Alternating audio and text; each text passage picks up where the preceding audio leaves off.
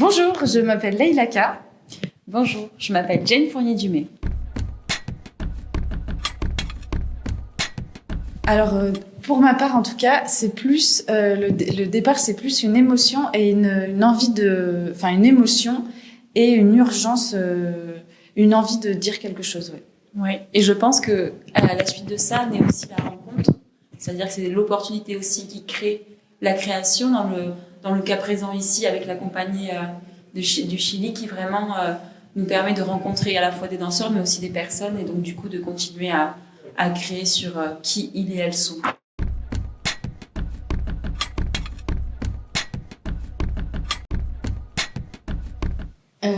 Alors moi, je sais pas si si je me suis dit ça tout de suite, mais en tout cas, moi j'étais très timide et du coup ça m'arrangeait de ne pas parler et du coup avec la danse, j'ai trouvé un moyen de pouvoir dire ce que j'avais envie de dire mais sans les mots. Et moi, je pense que du coup, vu que c'est arrivé très tôt dans ma vie, dès que j'étais toute petite, j'imagine que c'est quelque chose qui a grandi, qui était de l'ordre quelque chose de... Enfin, quand on est petit, enfin, c'est une évidence. Et puis en grandissant, c'est devenu vraiment une confirmation. Voilà.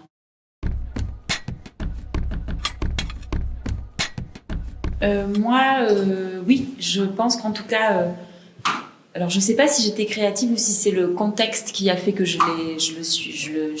le suis devenue. Mais en tout cas, effectivement, au sein de ma famille, c'était assez important de toute façon, soit exercer un sport ou surtout de la musique. Donc, je pense que par le biais de différents arts, en tout cas, on était amenés à travailler sur notre créativité depuis la jeune enfance, quoi. Et alors moi, j'ai grandi dans une famille nombreuse, on était 5 sœurs, et du coup on a beaucoup joué toutes les 5, et en fait tous nos jeux c'était on se racontait des histoires, on s'imaginait des mondes, on inventait tous nos jeux, et du coup je pense que forcément ça stimulait beaucoup l'imagination et donc la créativité. Et après dans l'environnement dans lequel j'ai grandi, on avait aussi effectivement une grande liberté de faire et de jeu, et donc voilà une grande place à la créativité.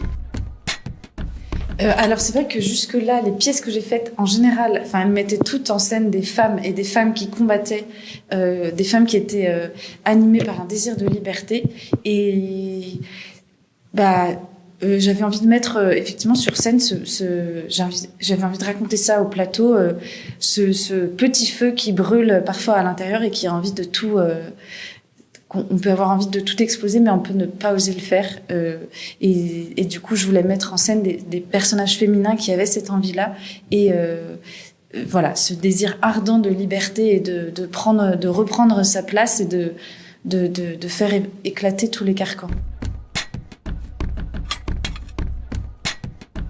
Alors les choses avancent et heureusement, et c'est génial, mais par contre il y a quand même encore pas mal de choses à faire, surtout qu'elles reculent dans certains endroits, donc malheureusement le combat n'est pas terminé.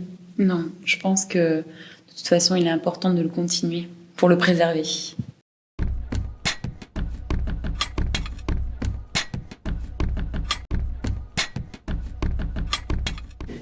Je pense que l'art contribue à changer la société.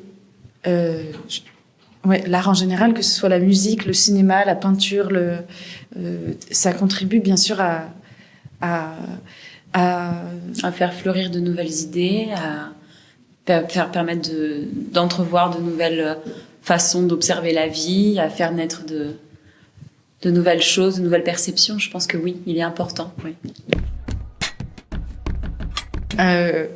Plutôt bien. Bon, merci.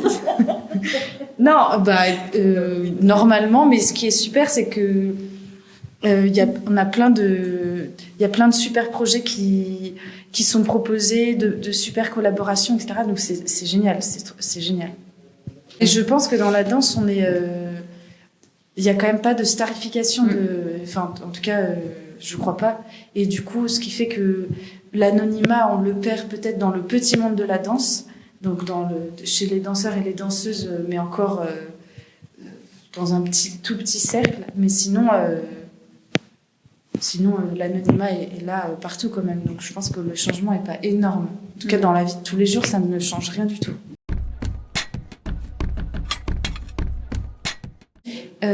Alors, Brassens, en français, ça veut dire braise. Et donc, l'idée, c'était... enfin, en tout cas, avec ce mot-là, ce que j'aimais bien, c'est qu'on ne sait pas si ces braises-là vont reprendre ou si elles vont s'éteindre à tout jamais. Donc, on ne sait pas si le feu va reprendre ou pas. Et donc, j'aimais bien ça. Cette idée d'espoir qui est là, ou qui peut s'effacer et disparaître, ou alors, au contraire, qui peut reprendre pour deux grandes choses. Et donc, effectivement, la générale est demain. Et la première est après-demain. Oui. On a encore pas mal de boulot, mais ça va être super. Oui. Et on a vraiment... tous les danseurs et danseuses de la compagnie sont absolument super. Incroyable. Et hyper engagés, hyper motivés. C'est vraiment très, très agréable de travailler avec eux. Oui, c'est une chance, vraiment. Bah, je crois que c'était surtout sur Maldon que c'est venu en voyant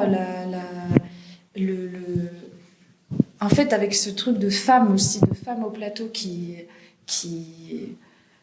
sont dans quelque chose d'assez violent et assez provocateur, on s'est rendu compte que quand même c'était...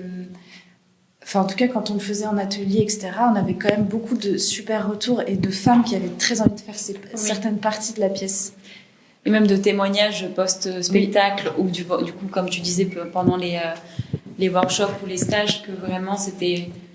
quand même une force qui est assez similaire chez chacune des femmes, en tout cas, qu'on peut trouver à petit ou à grande intensité, mais en tout cas, c'était assez évocateur de tout ça, quoi. Oui, il y a certaines parties, je crois, dans Maldon qui sont assez cathartiques et que pas mal de femmes nous ont dit qu'elles avaient très envie de le faire avec nous. Et du coup... donc du coup, à chaque fois qu'on transmet certaines parties de la pièce, effectivement, on a des retours super et toutes les filles qui sont hyper engagées dans le mouvement, etc. Et on sent bien, en tout cas les retours qu'on a, qu'il y a un truc jouissif et cathartique à danser. Du coup, cet aspect-là, effectivement, de partage et de transmission est super agréable et très enrichissant.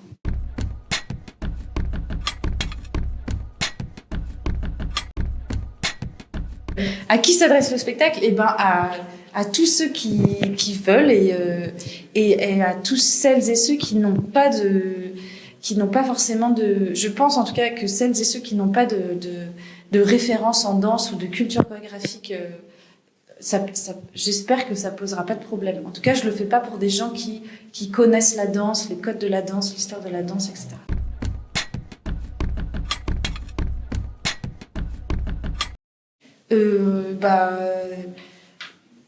Alors, je trouve que sur les réseaux sociaux, il y a énormément il y a plein en fait, il y a toutes les danses urbaines, toutes les danses sociales que moi j'aime beaucoup, toutes les danses d'aujourd'hui très actuelles et les danses qu'on voit sur les réseaux aussi qui sont que moi j'aime beaucoup. Et donc je regarde beaucoup ça.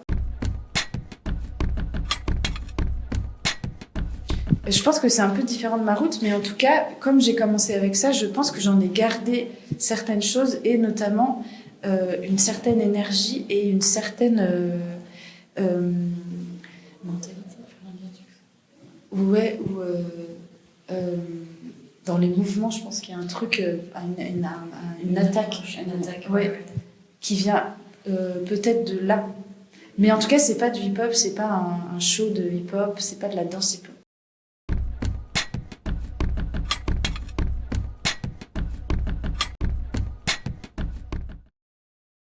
Ce que j'aime bien et qu'on a déjà fait un peu d'ailleurs, c'est effectivement de collaborer avec d'autres pour mettre la danse au service de d'autres arts, ou alors de mélanger les deux justement pour que les deux mélanger enfin voilà, en fait effectivement des collaborations avec d'autres disciplines, c'est super enrichissant, et c'est aussi challengeant parce que du coup ça met la danse à un autre endroit et pas forcément au premier, enfin pas dans l'endroit principal. Et du coup, il faut la penser un peu différemment. Et après, on a aussi eu des commandes d'artistes, de chanteurs par exemple ou chanteuses qui nous ont demandé de créer pour eux. Par exemple, Beyoncé. qui nous a demandé quand même de créer pour elle. Et ça c'est génial parce que ça vient déjà bouleverser un quotidien, et en plus de ça, oui. Ça nous amène à pouvoir nous déplacer aussi Ouais. dans ce qu'on a l'habitude de faire, justement à ouvrir un peu vers un ailleurs et pouvoir embrasser de nouvelles choses, quoi, Ouais. dont on n'aurait pas eu l'habitude de faire. On n'aurait jamais imaginé pouvoir faire d'ailleurs. Oui. Et elle, en l'occurrence, c'était du coup de créer des chorégraphies pour certaines de ses chansons, mais ces chansons qui racontent ses histoires à elle ou des histoires, des histoires des sujets, les sujets qu'elle aborde, ce sont les siens. Et du coup, c'est pas mes préoccupations premières. Et du coup, c'est génial de créer pour d'autres parce que ça vient déplacer aussi le sujet qu'on aborde. Donc ça, c'est trop bien. Là, on va commencer à travailler sur une nouvelle création qui, la première aura lieu dans 1 an, en novembre 2026. Et ça, c'est une pièce où on sera à peu près 8 au plateau. Et voilà, donc on commence à travailler dessus à l'automne. Et aussi, il y a toutes les autres pièces du répertoire qui tournent, beaucoup. Et puis après, on a aussi des commandes de création pour le Conservatoire de Paris, par exemple. Voilà, donc on a pas mal de choses. Projet à venir, oui. Ouais.